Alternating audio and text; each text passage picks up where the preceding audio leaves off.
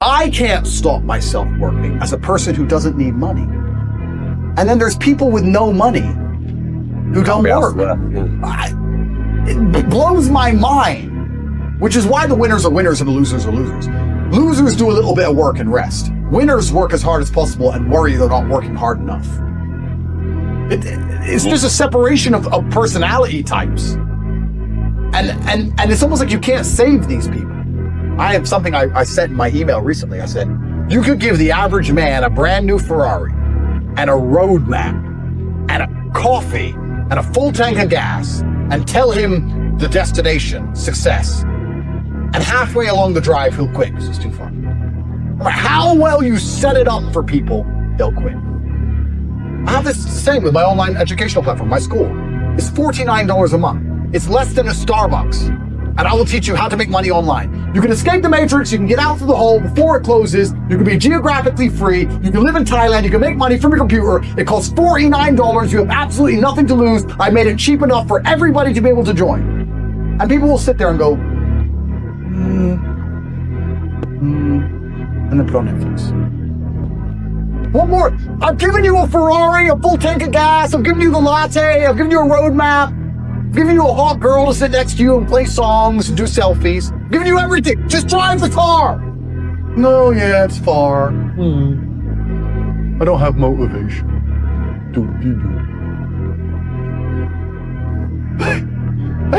You're a loser. You are a loser. If you do not win, you lose. What do you call someone who loses? A loser. That is an underused word. Loser. My brother and I use it all the time. This person thinks this. He's a loser. What do you mean he's a loser? Look at him. He's a loser. He lost. Name a competition. I beat him at anything. Uno, marbles, a fight to the death. You name it. I'll decimate this loser. Oh, he thinks I'm a human trafficker. Oh, he with the loser. Give a shit. He's a loser. Lazy people never get anywhere in life, doesn't matter what it is. Doesn't matter if it's tennis or money. If you're lazy, you're never going to get it. I can't stand quitters. If you're the kind of person who's going to quit because it's hard, then f*** off. I don't even want your energy around me because quitters are the worst people on the planet. You can give a quitter absolutely everything and they will still fail. You can give it, doesn't matter what it is. If you go to IKEA and buy a flat pack table and put it in front of a quitter, you will never have a table. He'll look at it, and it's just long, and he'll quit. Quitters can have every single advantage. Quitters can have all the information. Quitters can have all the tutelage. Quitters can have a mentorship. Quitters can have someone who messages them every morning, hey bro, let's get it. And guess what they're gonna do at the end? Quit. They ain't never gonna have shit. So if you're a quitter, I don't even want you even inside my organization. I don't want quitters anywhere near me because you're never gonna be successful. When people see my plane in the sky, you can say whatever you want about me. You can call me arrogant. You can call me anything you want, but you cannot call me a quitter. I didn't quit. So that's the difference. When it was hard, I did it anyway. That's who I've always been. Because they're the worst thing you can possibly be, which is a quitter. Being a quitter is the worst thing you could possibly be. Because the only reason the place you're trying to get to has value is because it was difficult to reach. If everybody could reach it, there'd be no value. Value is linked to scarcity. The whole point goal is valuable is because it's not everywhere. If it was everywhere, it wouldn't have any value. The reason the place you're trying to reach is valuable is because people can't get there. So if you're the kind of person who quits, you're never gonna get there. Quitters are the worst. You could give a quitter a map, a treasure map, and a hot air balloon. Say it's going to take you right to the treasure. It's going to be a 7-day journey. Here's a sandwich. Yeah. And halfway through they'll be like, oh, I'm cold. Yeah. You just ended it, 7 days? Nah. Yeah, and they'll quit. Yeah. Quitters will never make it. And there's a huge subsect of the populace who are basically simply quitters. I've never in my life seen anyone who's determined to get something not get it. I've never seen somebody who is determined in their heart to get something not get it. The universe and God is so giving and providing. People think it's difficult out here. I disagree. I've never seen someone wake up and say, nah, this is all I care about. This is all I want. Not get it. Everyone who thought that way in fighting was a world champion. Everyone who thought that way about money was rich. I've never seen anyone fail. Bro, I've seen people with no credit score and no job determined to get an R8 manage to get one on finance somehow. I've seen it. If it's all you want, you're gonna get it. You're gonna find a way to You're gonna find a way. Yeah. People go, oh, I want this. If you want it, you have it. People often say, if you try your best, it's okay to fail. But what they don't understand, the true secret to the universe is that if you try your best, you never fail. Yeah. That's what people don't understand. And most people aren't trying. They aren't trying. They don't know what trying is. In fact, that's probably one of the things I hear the most. I used to hear the most because I don't talk to people anymore because they all annoy me. I'm trying. No, you're not. You don't know what trying is. No, you are not trying. I know you're not trying. I know, because as we sat here before we went to speak, you weren't on your phone working. You weren't trying. You were standing around talking shit to some idiot. You're not trying. People are genuinely not out here giving their absolute best, because if you were, you'd have everything you've ever desired. You'd have anything you've ever wanted and asked for. Instead, what people do is they cope and convince themselves they're trying. Oh, I tried, but I need a work-life balance, and it's hard, and I was trying. All garbage, all cope. But I think life is actually pretty simple. There's action and reaction, there's cause and effect. There's brave people and there's cowards. A lot of people are self-interested. And if you understand the basis of these motivations, it's not difficult to work out why the world functions the way it does. And cause and effect and action and reaction are very real. And I think one of the largest plagues we have in the world today is a lack of action amongst people. And deciding not to act is an action in and of itself, right? And that's the only philosophy you need for life. If you want something to move, you have to move it. If you sit and wait for somebody else to move it, you're a coward. Yeah. You're just hoping it's going to happen. Period. Absolutely. And that's why I don't understand when a lot of people who see where the world is going and see the future that's going to be laid out for their children kind of just hope and pray when they really need to be taking a more active role, even if it's as simple as discussing every subject with anyone who will listen and try to open their mind. Open minds, correct. Angry's motivating to me. You can't sleep if you're angry, so you better work, right? So I'm an angry guy, but I'm a happy guy. And I see the world as a violent place. I've always seen it as a violent place. If most people look at a tree, they see a beautiful tree, right? If I look at a big, strong, beautiful tree, I think he must have f***ed up every other little sapling around him. He took all the water, took all the nutrients, he destroyed them all. There was once 20 trees, and all 19 are dead. And they got one tree left, the big G, top G tree, top tree. All the men I know just want to work. You ask me what I want to do when I wake up, work. What am I doing on Sunday? Work. All I do is work. There's so much work for you to do as a man. I don't know how people I barely sleep, and I never not work, and I never lay in. I'm never lazy. And I don't understand how people don't work all of the time. And when I say that, people say, well, work on what? I don't know what to work on. Bro, you need 10 passports, you need 25 bank accounts, you need shell companies, you need a trust fund, you need to make some money, you then need to move that money away, you need multiple places to live, you need a place for your children to live, they need a trust fund, you have stuff to do. Yep. And the people are just sitting around doing nothing. It's mind-boggling to me. I was selling TV advertising and had a meeting in Seven Oaks, Kent on a Monday morning to go down to sell television advertising.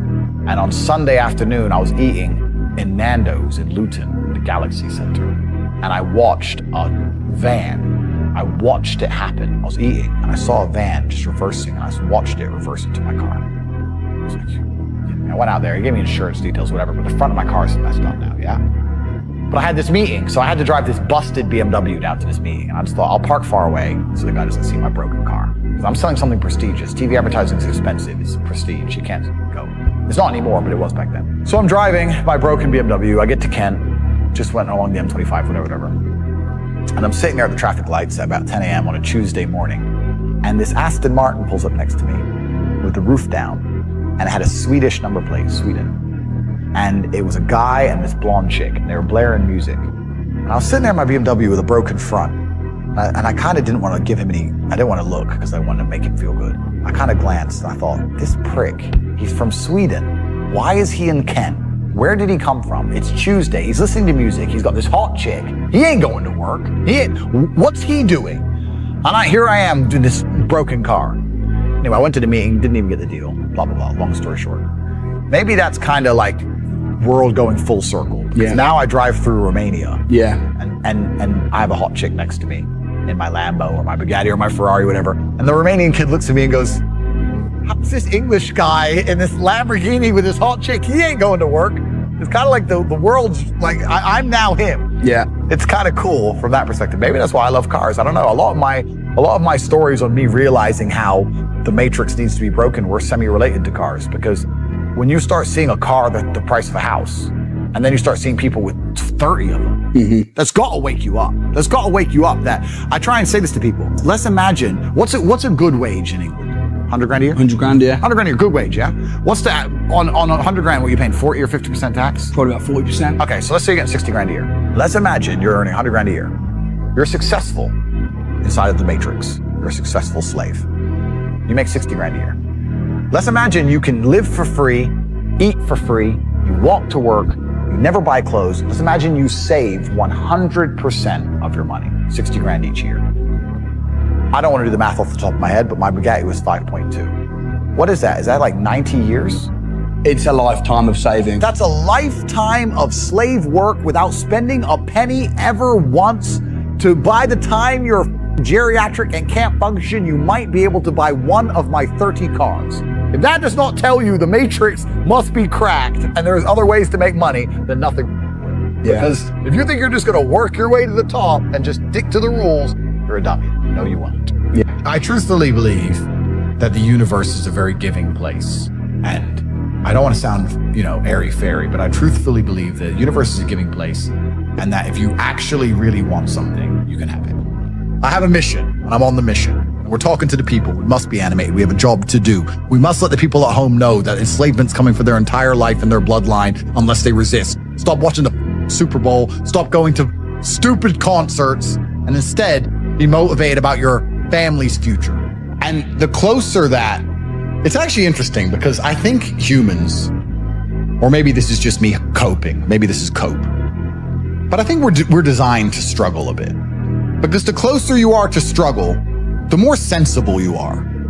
And gender roles all fix themselves in struggle, right? If you have 10 men and 10 women and they crash on a deserted island, the men do the man stuff, the women do the woman stuff. There's no discussion about gender roles because you're gonna die. Right. So the men have to go hunting, the women are gonna try and sew a blanket, whatever, because we're gonna die now. Right. So we don't have time to talk about whose job's what. Right.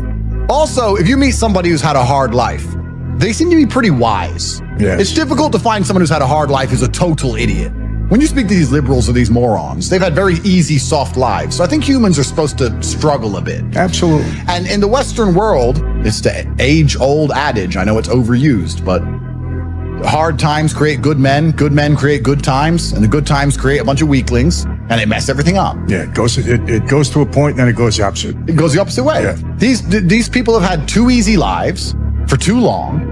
And you can apply this to nearly any of the societal ills that apply to the Western world. People have had it too easy for too long, and none of them know any struggle at all. I mean, I don't know about you. I can almost crash my car 10 times. And I only slow down when I hit the tree. This is how I am. Like, I think that inside of the human psyche, sometimes you need to be shocked. You need to be hammered with something. That's just how it goes. Because until then, you're like, maybe I'll keep it in mind. Yeah, well, I got away with it. Yeah. But when you finally learn your lesson, right? But there's a lot of these people out there who aren't being taught any lessons at all. And they're going to destroy society en masse because they've never had any kind of difficulty in their life. And what is life without difficulty in the first place? My point is, I don't understand or I don't fathom the concept of fun. I don't wake up and think, what can I do for fun? I don't wake up and think, what is fun? I want fun. That never crosses my mind. I wake up and think, I have things to do. And if I don't have things to do, I'll find things to do. You can always do more work. There's no such thing as no work to do. After this podcast is done, you can release it. And you can make X amounts of clips. That's going to be done. And then you could watch it back and you can analyze every word you've ever said. You can find a way to say it differently. You can look at a dictionary and find new words and you can learn them and you can memorize them. Then you could sit down and you could rehearse it and use those words and sentences to make sure you pronounce them correctly and you don't make any mistakes. Then you could always do more work from the same thing. The work is never ending. The money is never ending. So you have to find joy in your work. You have to find purpose at least. I don't know if I even find joy in my work because I'm stressed and annoyed. I'm furious all the time. What do you mean we've made $1.3 million today? It's a joke! Flip the computer. But you have to conquer the earth. Let's talk about this. Why did Genghis Khan wake up and think, you know what? What can I do for fun? Well, I can play this instrument. That's shit. Play the instrument for me. Diddle-diddle-diddle. Boring. Okay, let me this girl. Girl, kid number 84. Boring. What's there to do? You know what, guys? Let's all get our horses and let's just ride over there, and whatever we find, let's just take it.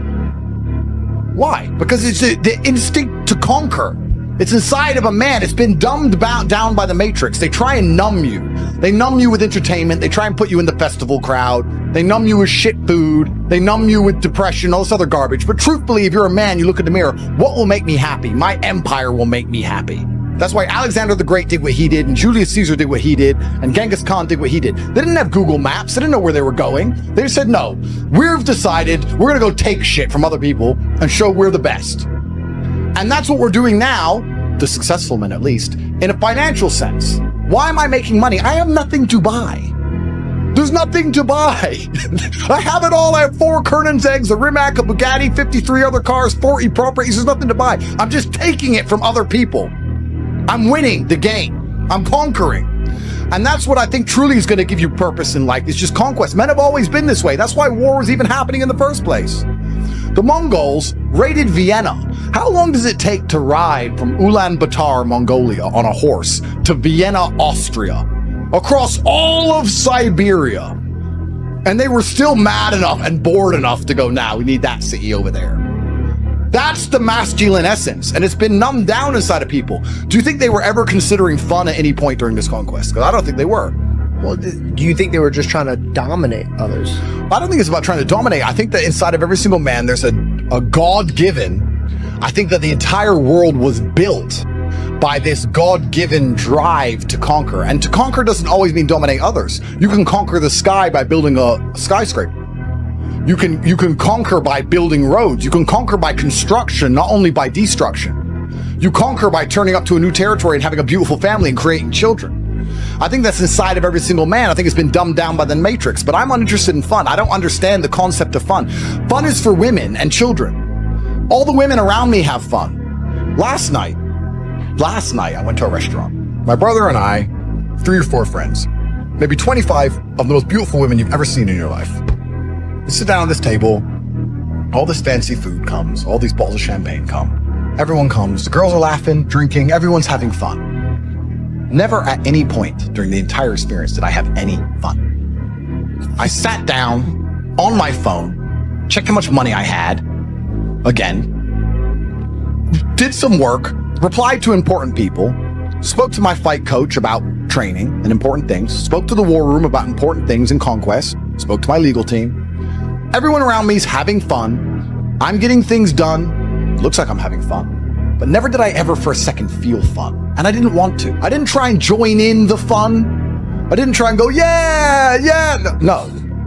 I pay for it all. You all have fun. I'm going to do this. And I say this, I say this all the time to the people I care about. Your life is fun and my life is stress, but you are mine. That's how it works. You're my woman, so you're allowed to have fun. And my life is going to stay stressed, but you are mine. I have my fun via proxy by making sure everybody I love have fun. I don't want any fun. So you have fun in providing? I provide fun, but I don't have any fun. I don't even have fun in providing fun. It's just my obligation. Everyone around me has fun. I'm working. Why I think I fight? Do I enjoy it? No. Do I enjoy training? No. Do I enjoy cutting weight? No.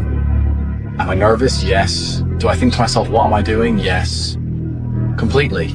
Unfortunately, it's one of those things you're either born with or you're not. And the only way I can explain it, to try and make it make any sense, is that if I'm not doing something which is either extremely difficult or extremely stressful, I'm in a perpetual state of crippling boredom. I can't explain it. I see other people live their lives and they're like, oh, I can't wait for the weekend because I want to watch this movie. I think who cares about a movie? You're looking forward to the weekend for a movie? Looking forward to the weekend to get drunk? Like, these things to me are so mundane. They mean nothing.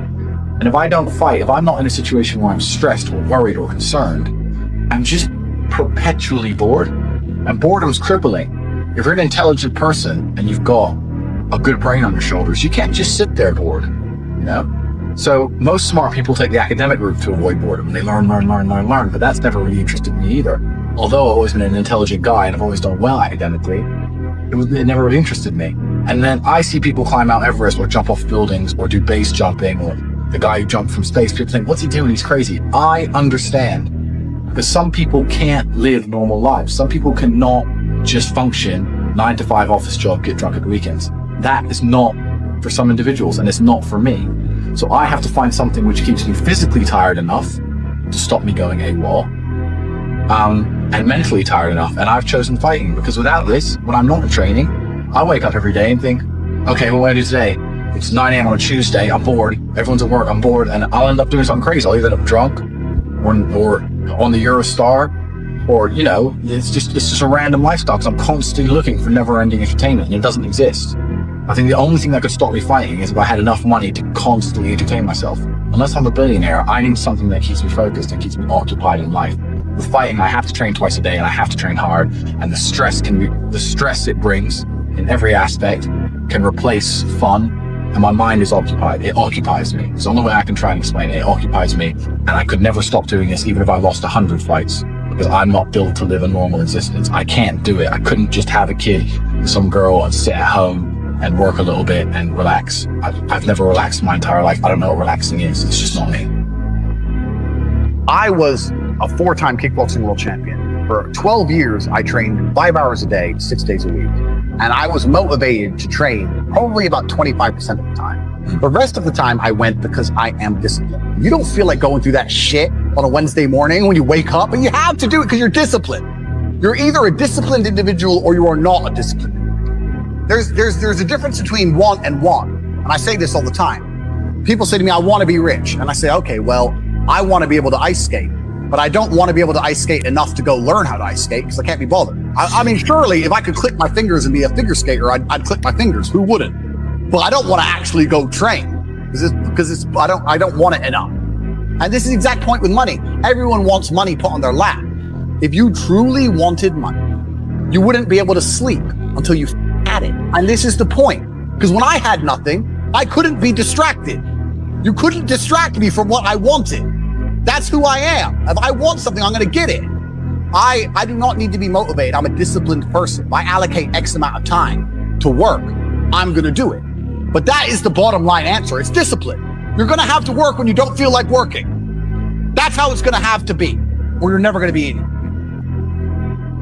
One of the only things in this world you can control is your state of mind. You can't control the weather. You can't control other people. You can't even control your health. You might get a brain hemorrhage, or you might get hit by a bus. One of the very few things in the world you have genuine control over is your state of mind. You decide if you're a disciplined person. You decide if you're a happy person. You decide if you're a depressed person. These are things that in real time you can affect in your brain. This is all you can control on Earth. If you can't control that, then you're just a feather in the wind. And life's gonna blow you around, and you might land somewhere good, you might land in dog shit, nobody knows. Your state of mind is what you should be able to control. If you can't wake up and say, today I'm making some money, and actually try your very, very best, and actually stay dedicated to that task. If you can't do that, every man understands you shouldn't be complaining about things you cannot change. You have to play the cards you're dealt. To be born a certain height and then to sit there and go, what do I do? I'll tell you what you do. You become the best version of yourself, just like everyone else does. Nothing about the height is in and of itself enough value for me to be a valuable man. As a man, you build your value.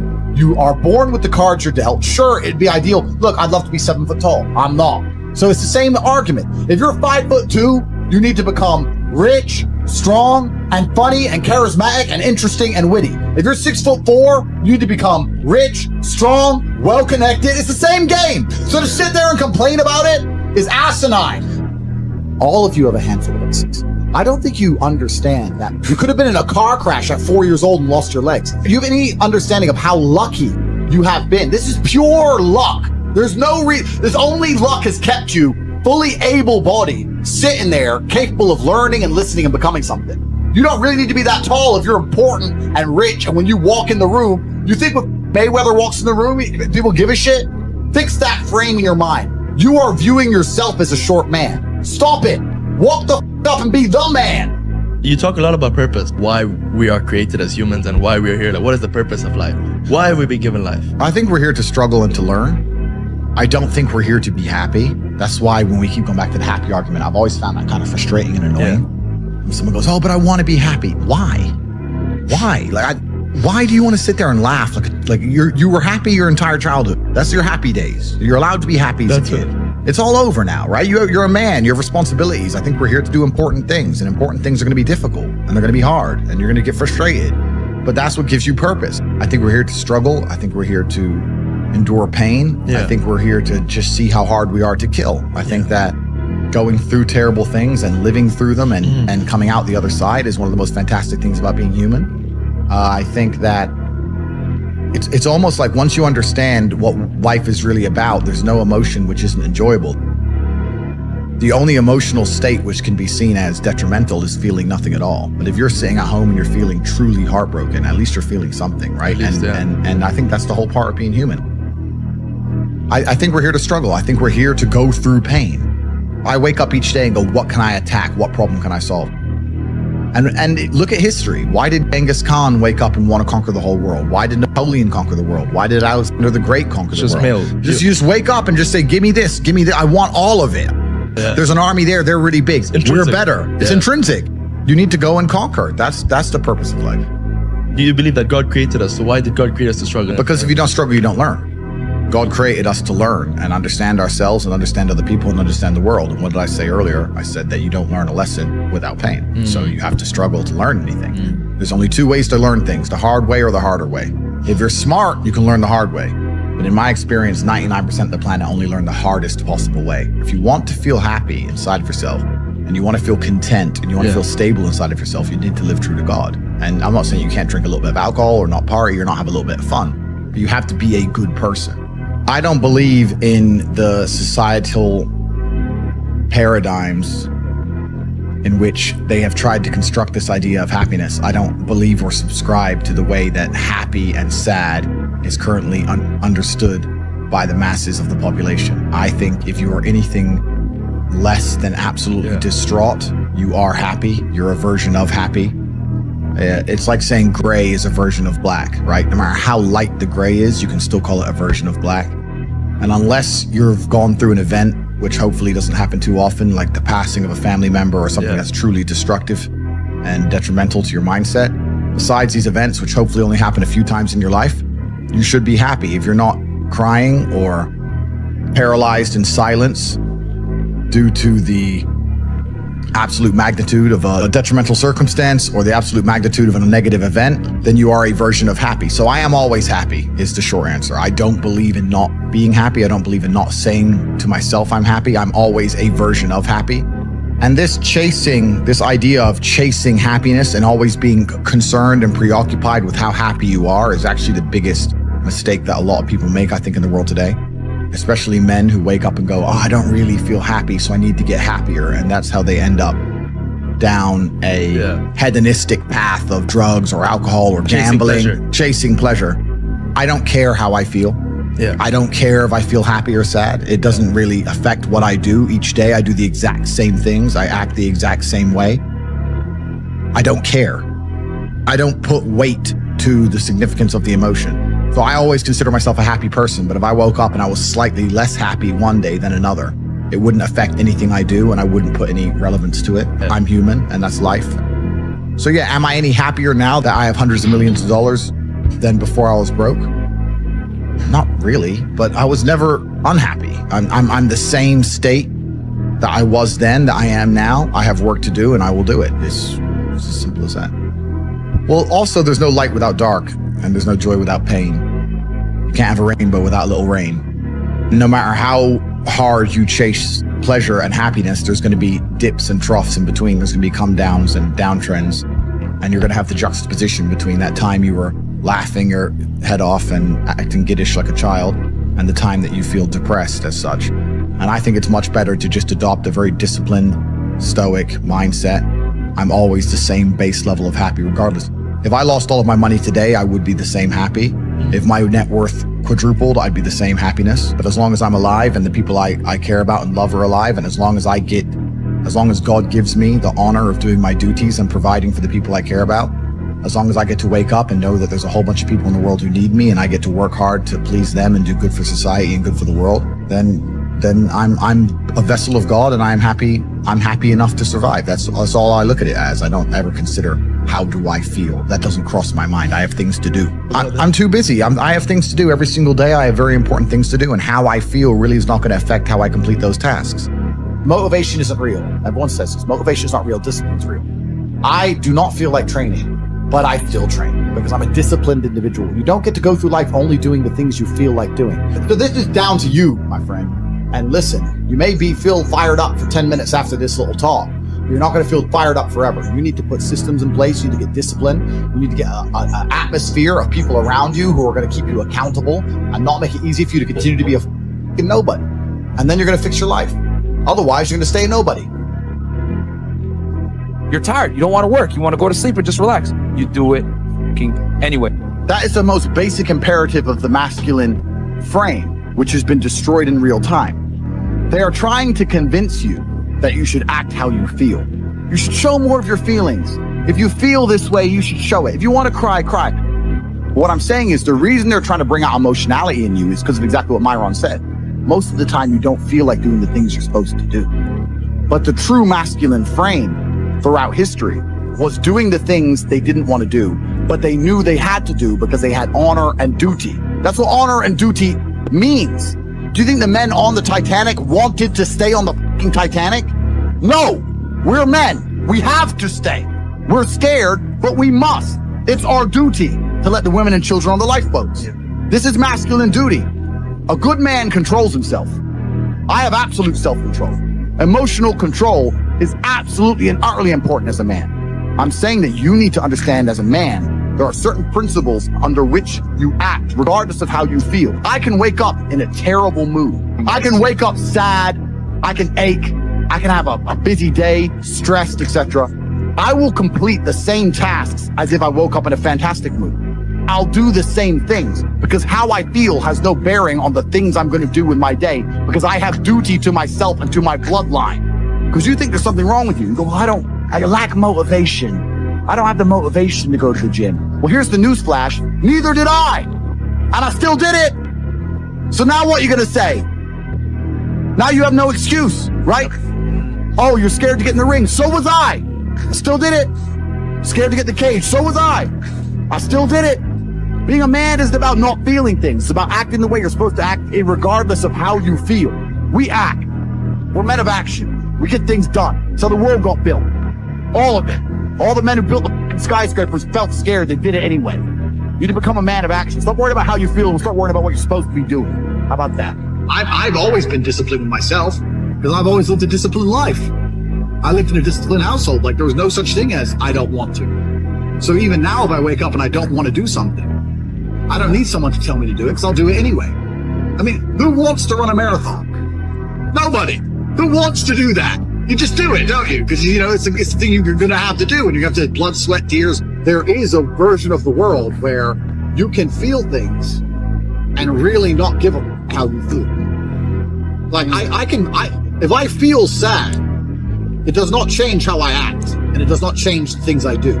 If I don't feel like going to the gym, I go to the gym. If I don't feel like working, I will still work. If I wake up in a happy mood and I have a business to run, if I wake up in a sad mood, I have the same shit to do. I'm going to get it done. So where's the importance of it? It's in my mind, that's how I view it. Like, how does that affect what I'm going to do? Well, nothing. It doesn't. Motivation in and of itself is a scam. I don't believe in motivation. I believe in discipline. I am not motivated to do the things I'm supposed to do. I don't wake up full of like joy. I have to go to the gym, or I have to work, or I deal with crap. I don't feel motivated to do them. I'm disciplined. I do them regardless of how I feel. Whether I'm in the mood to do it or I'm not in the mood to do it, it gets done. That's discipline. Discipline's a real thing. Motivation is fleeting. You're never going to be permanently motivated. If you're the kind of person who can only try hard at something he enjoys, then you're going to fail. If you truly want to win, you can't only want to win when you're happy, and you can't only want to win when you're motivated. You're competing against men like me who will perform even when it's raining, not only when the sun is shining. And if you're going to be the kind of person who can only do it in one of those scenarios, you are going to lose. You must be prepared to perform all of the time. I have a lot of people who message me and say, oh, I struggle with motivation. And my answer is simple. Then stay a loser. If you can't find the motivation to not be a loser, then I strongly recommend you just stay a loser, stay in your lane, stay out of my way. I have no time for people who cannot find the motivation to fix themselves and fix their own lives. I've been the kind of person who will perform 7 days a week. Doesn't matter how I feel, doesn't matter what's happened, doesn't matter if I'm happy or sad, things must be done. This is the mindset you need to adopt if you want to be a winner. I think a man should have absolutely no interest in whether he's actually happy or not. If I wake up and I'm unhappy, I will do the exact same things as if I am. I will go to the gym the same. I will work the same. How I feel has no impact on how I live my life. I don't think happiness as an index is a healthy view for a man to have on life success. If you're waking up and going, am I happy, am I not? You're looking at life wrong. I think of a man, if you put happiness if you move it down the scale, right? And you start looking at, am I successful? Am I competent? Am I achieving things? Am I respected? If you start to look at these indicators of your life, you're going to end up being happier without actually analyzing if you're happy or not. You have to just work. At some point you have to bite the bullet and just work. Working harder is never going to not help. No matter what scenario you're in, working harder is never going to not help you. And it's amazing that I give different versions of the same answer for 99% of the questions I'm asked. Work harder. If you have a problem, whether you're broke, whether you're out of shape, whether your friend dies, whether your girl leaves you, whether you're depressed, whatever it is, working harder is almost always the answer. So you know what you need to do. You need to do it. And what's amazing, again, is kind of like the antidote. If you take the antidote before the poison, then you never get sick in the first place. If you're always working as hard as possible, if you're always working your ass off and trying to be the best version of yourself every single day, then you never get sick in the first place. You're already working. You're already taking the antidote. So things can't attach to you. They can't get hold of you. Working hard is the antidote to everything. So why don't you just do it in advance? Why don't your life just become work like mine? Why don't you just dedicate yourself to a cause and get up and do what you're supposed to do every single day? I can't stand quitters. So if you're the kind of person who's going to quit because it's hard, I don't even want your energy around me, right? You need the people who don't quit. I don't quit. Every single facet of my life is testament to the fact that I don't quit. I didn't quit. So that's the difference. When it was hard, I did it anyway. That's who I've always been. And if you don't have that kind of tenacity, you're never going to be anything. So I'm indefatigable. Do not give up. Do not get tired. I do not quit. That's what they want. That's what the enemy wants from me. They want to try and win a war of attrition. They want to wear me down and hope I quit and give up. I am not that guy. I'm not that guy. I'm the guy who keeps going. And if you're truly indefatigable in life and perspicacious, that's my favorite saying, the one I say all the time, unmatched perspicacity coupled with sheer indefatigability makes me a feared opponent in any realm of human endeavor. It's absolutely and utterly true. If you pay attention to the things that are happening around you and you do not quit, you will be a dangerous opponent in any realm of human endeavor. It doesn't matter what you try and do. I'm a man who lives true to God and says what he means and means what he says. And I know the things I say are good for society and good for the world. I didn't put a freaking magic spell on anybody. The reason people listen to me is because they like what I say and they know that I'm telling the truth. That's the reason I am here. And I'm going to continue to do that. And there's nothing anybody can do about it. Lazy people do a little work and feel like they should be winning. Winners work as hard as possible and still worry that they're being lazy. This is absolutely and utterly true. Even myself, as hard as I work with my monumental successes and billions of dollars, I sit at home and wonder, should I be doing more? Could I do more? Did I really need to sleep 7 hours? Would I have survived if I slept 6? Of course I would have. I feel permanent guilt for how hard I do not work, even though I outwork all of you. And you losers who pale in comparison to me in basically every metric that we have the science to measure, manage to do a little bit of work one day and then think you deserve time off. I deserve time off at the end of the year. I've had a hard year. Thinking about it, Andrew, I'm just analyzing our year. Have we had a single day off this year? 1,000 push-ups a day, push-ups, squats. Have we taken a single day off? Name one day where you haven't done any work in any realm this year. 0. I haven't had a single day off this entire year. Not one. There hasn't been a single day where I have worked 0 on the business, worked 0 on my body and my physicality, my strength, worked 0 on my fucking mind, worked 0 on anything. Just chill. Let's chill. Let's have a chill day. We've had 0 chill days this year. 0. How do you deal with procrastination? Why are you asking me that question? Why are you on this podcast asking me how to stop procrastinating? Turn off YouTube. Go do something. What's wrong with people? This is exactly what you were talking about asking a question where you already know the answer to. You know the answer is to stop doing things that waste your time and apply yourself to something important. Now, this may not be a waste of your time, but let me tell you, you're a dumbass, clearly. It's like Googling how to get fit, like you just said. Everyone knows what a push-up is. Do 10,000 of them a day. Stop wasting your time. You know, I've never had to deal with procrastination. I've never had to deal with not being motivated because what is the alternative? Literally, be a loser forever? I am sick of reading shit on the internet saying, yeah, you know, some people are special and they take longer to bloom and your time will come. Let me tell you something. 99.9% of people who are born broke, live broke, stay broke, die broke. That is the reality for almost everybody. You already know the answer. You don't need me to tell you. I can't stop myself working as a person who doesn't need money. And then there's people with no money who don't work. It blows my mind, which is why the winners are winners and the losers are losers. And it's almost like you can't save these people. I have something I sent in my email recently. I said, you could give the average man a brand new Ferrari and a road map, and a coffee and a full tank of gas and tell him the destination, success. And halfway along the drive, he'll quit. It's just too far. No matter how well you set it up for people, they'll quit. And people will sit there and go, and then put on Netflix. What more? I've given you a Ferrari, a full tank of gas, I've given you the latte, I've given you a roadmap, I've given you a hot girl to sit next to you and play songs, do selfies, I've given you everything. Just drive the car. No, yeah, it's far. I don't have motivation. You're a loser. You are a loser. If you do not win, you lose. What do you call someone who loses? A loser. That is an underused word. Loser. My brother and I use it all the time. This person thinks this. He's a loser. What do you mean he's a loser? Look at him. He's a loser. He lost. Name a competition. I've beat him at anything. Uno, marbles, a fight to the death.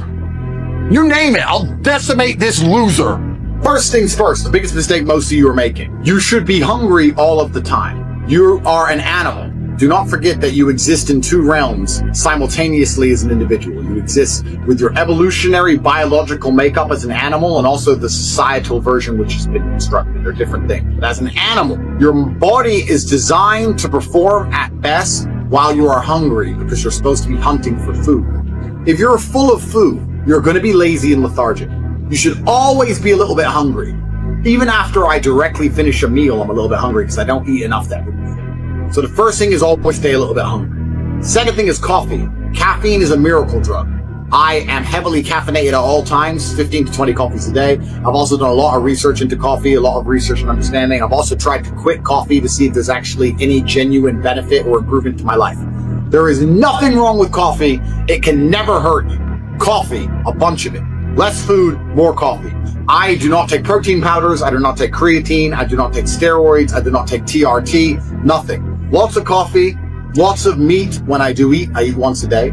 If you stay a little bit hungry, eat a meat-heavy diet, lots of coffee, you will begin to work faster. I absolutely guarantee it. Do those things. Do those exact things. Stay hungry, drink coffee. Tell us the truth if you genuinely feel better, because I guarantee you do. Guarantee. It's actually an amazing point because you and I, not many people know this about us, we have a problem with napping. Yeah. We're anti-nap. That's the one thing we'll bully each other for. If anyone catches the other one having a nap, they get bullied. But I'm tired like a baby, and no one would have my nap because I'm tired like a baby, and babies are tired, and my eyes are tired. No one have me like a baby. This is the thing. Naps are so important because people are always napping. And they're like, sleep's really important for your cognitive and your muscles. If that's so true, how come you sleep more than me? I sleep 4 hours a day. I'm built like a tank. I beat the shit out of you, and I'm smarter than all of you, and I'm richer than all of you. Why are you sleeping so much if it hasn't helped you at all? Yeah. Clearly you're just lazy. And you think, oh, just have a nap. How do you even sleep? I can't even sleep. I've got too many things in my mind, too many problems to solve. You're sitting there sleeping away like a loser. And you should bully all your friends for napping. Because you know who takes naps? Babies! Babies love naps! So next time you see your friend napping, say, oh, you know, I know someone else who takes a nap. It's a baby. It's 1 year old. I know this 1-year-old who loves naps. Oh, did you have a nice nap? And when I say try your best, because we're not robots, that means also do your best at relaxing and resting. If you're gonna work. If you're gonna chill. You don't want to be a dim light that's half on. You want to do one or the other. Now, I find chilling and relaxing, I guess this is my personality, it makes it easy, extremely stressful. Then there's nothing more stressful for me than trying to not do my work. Because if I'm not doing my work, then I'm thinking about the work I'm supposed to do, and I'm more stressed than doing the work. So everyone goes, Andrew, you need to just chill. I'm like, that sounds terrible. That sounds like the most stressful situation to be in. So all I want to do is work. But if you're going to do something, you should be doing your absolute best at it. What's the point in doing anything if you're not going to do your best at it? And it's amazing how things can translate. If you do your best in one thing, it's not only the fact that the way you do one thing is the way you do everything, but if you do your best in one thing, it can radiate out across your entire life. That's the greatest thing about being a man. As a man, when you upgrade your life and you become a better man, by extension, you automatically improve the lives of all of your friends, of your woman, of your children, of your community, of your country. We radiate.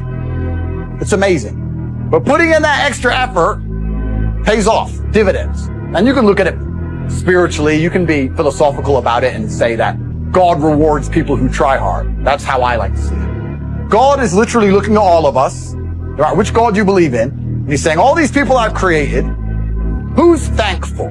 Any one of us could have lost our eyesight to bacteria at age 2. Any one of us. We didn't. So saying, who's thankful enough for what they have that they're trying their absolute best with it all of the time? So if you do that, he's like, I like this guy. I like him. He's cool. Give him blessings. Give him something. It's amazing what comes your way. If someone were to say to me, Andrew, if you make an extra $1, or if you throw an extra punch, endless blessings will come your way, it would be disingenuous of me to sit and say I couldn't do it. So I want you to actually think about what you've done your complete best at. And then I want you to try and apply the analogy of focus, because I focused my power into one knuckle and did more damage than any of you could ever do. It's actually interesting because I think humans, or maybe this is just me coping, maybe this is cope, but I think we're designed to struggle a bit. Because the closer you are to struggle, the more sensible you are. Also, if you meet somebody who's had a hard life, they seem to be pretty wise. Yeah. It's difficult to find someone who's had a hard life who's a total idiot. When you speak to these morons, they've had very easy, soft lives. So I think humans are supposed to struggle a bit. I know it's overused, but hard times create good men create good times, and the good times create a bunch of weaklings, and they mess everything up. These people have had too easy lives for too long, and none of them know any struggle at all. I mean, I don't know about you. I can almost crash my car 10 times. And I only slow down when I hit the tree. This is how I am. Like, I think that inside of the human psyche, sometimes you need to be shocked. You need to be hammered with something. That's just how it goes. Because until then, you're like, maybe I'll keep it in mind. But there's a lot of these people out there who aren't being taught any lessons at all because they have never had any kind of difficulty in their life. And what is life without difficulty in the first place? But I think life is actually pretty simple. There's action and reaction. There's cause and effect.